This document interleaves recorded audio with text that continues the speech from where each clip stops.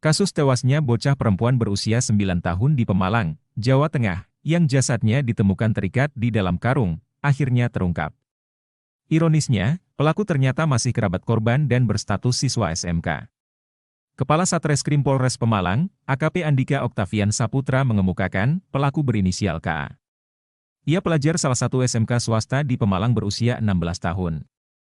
Polres Pemalang telah menetapkan seorang anak yang berkonflik dengan hukum, atas dugaan tindak pidana pencabulan atau kekerasan terhadap anak korban hingga meninggal, ujar Andika saat menggelar konferensi pers di ruang Tribrata Polres Pemalang, Selasa, 10 Desember 2024.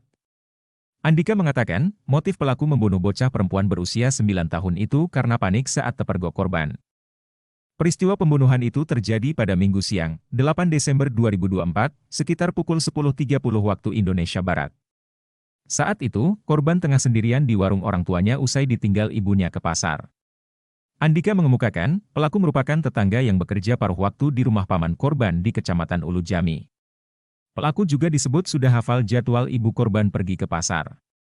Setelah mendengar pintu rolling dikunci ibu korban dari luar, pelaku kemudian ke belakang dan memanjat melalui plafon untuk memasuki rumah korban. Di bagian belakang rumah memang ada ruang tanpa atap, yang memudahkan pelaku masuk. Polisi menduga hal itu sering dilakukan pelaku saat mengintip orang mandi dan kemudian merekam dalam ponselnya.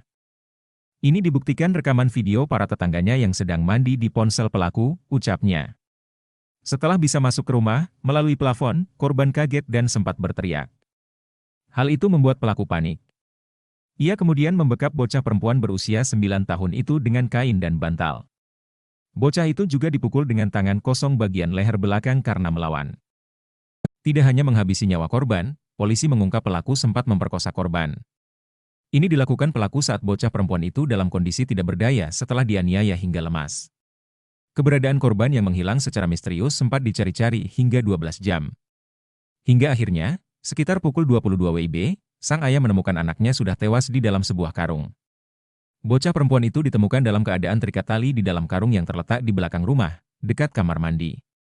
Pihak keluarga korban tidak menduga remaja berinisial KA sebagai pelaku pembunuhan keji tersebut.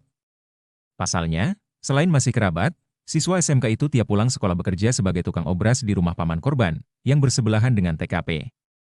Kami rasanya terpukul, tidak menyangka.